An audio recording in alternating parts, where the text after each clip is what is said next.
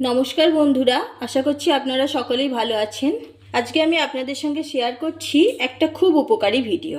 এখন তো বর্ষাকাল, আর বর্ষাকালে ঘরে ঘরে জ্বর সর্দি কাশি লেগেই আছে। আমরা তো অনেক রকম ওষুধ খাচ্ছি, সবসময় ওষুধ খেয়েও কাশি কমতে চায় না।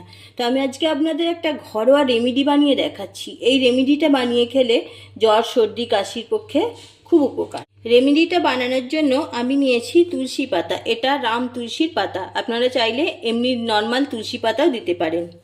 তেজপাতা, ভালো করে পাতাটা দেখে রাখুন, এটা হচ্ছে বাসক পাতা।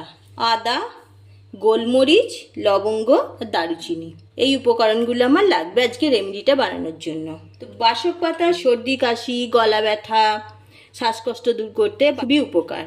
তুলসী পাতা আমি আগেই বলেছি যে এখানে আমি রাম তুলসীর পাতা নিয়েছি। আপনাদের রাম তুলসীর পাতা না থাকলে নর্মাল তুলসী পাতাও নিতে পারেন। তুলসী পাতাও আমাদের সর্দি কাশি গলা ব্যথা কমাতে সাহায্য করে আর শ্বাসকষ্ট থেকেও মুক্তি দিতে পারে।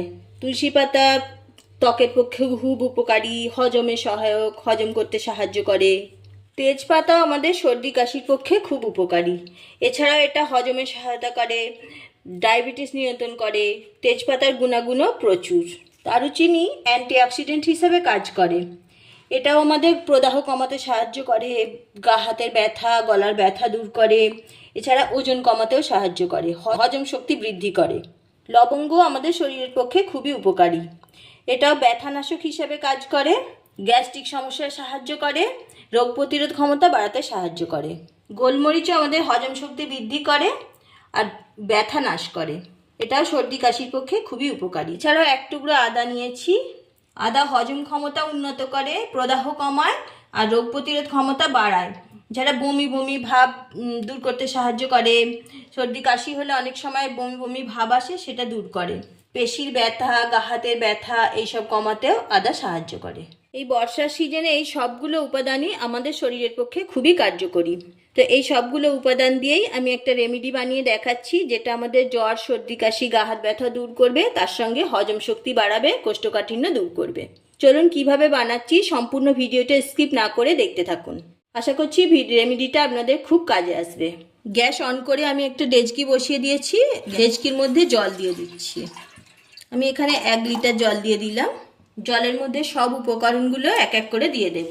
প্রথমে দিয়ে দিচ্ছি বাসক পাতা, তুলসী পাতা, দারুচিনি, লবঙ্গ, তেজপাতা। আদাটা একটা গ্রেডারের সাহায্যে গ্রেড করে দিয়ে দিচ্ছি। আদাটা গ্রেড করে দিয়ে দিয়েছি। গোলমরিচটা দেয়া বাকি আছে। আমি একটা হামাল দিস্তা নিয়েছি, তার মধ্যে গোলমরিচটা একটু ফাটিয়ে নিয়েছি, থেতো করে দিয়ে দিচ্ছি। একটু ফাটিয়ে দিলে গোলমরিচটা এর নির্যাসটা ভালো বেরোবে। একটা হাতা নিয়েছি, ভালোভাবে মিশিয়ে দিচ্ছি সবগুলো। এবার একটু ভালোভাবে ফুটিয়ে নেব। খুব বেশিক্ষণ সময় লাগে না, 7-8 মিনিট ফোটালেই হয়ে যাবে। দেখুন বন্ধুরা, ফুটতে শুরু করেছে। ফুটতে ফুটতে পাতার কালারটা দেখবেন চেঞ্জ হয়ে যাবে আর জলের কালারটাও চেঞ্জ হয়ে যাবে, চেঞ্জ হতে শুরু করে দিয়েছে।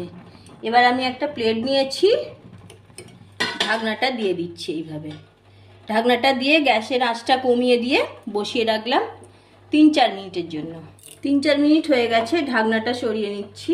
দেখুন কালারটা কীরকম এসেছে, বুঝতেই পাচ্ছেন কালারটাও চেঞ্জ হয়ে গেছে আর পাতাগুলো সিদ্ধ হয়ে গেছে। আমার রেমেডিটা রেডি হয়ে গেছে।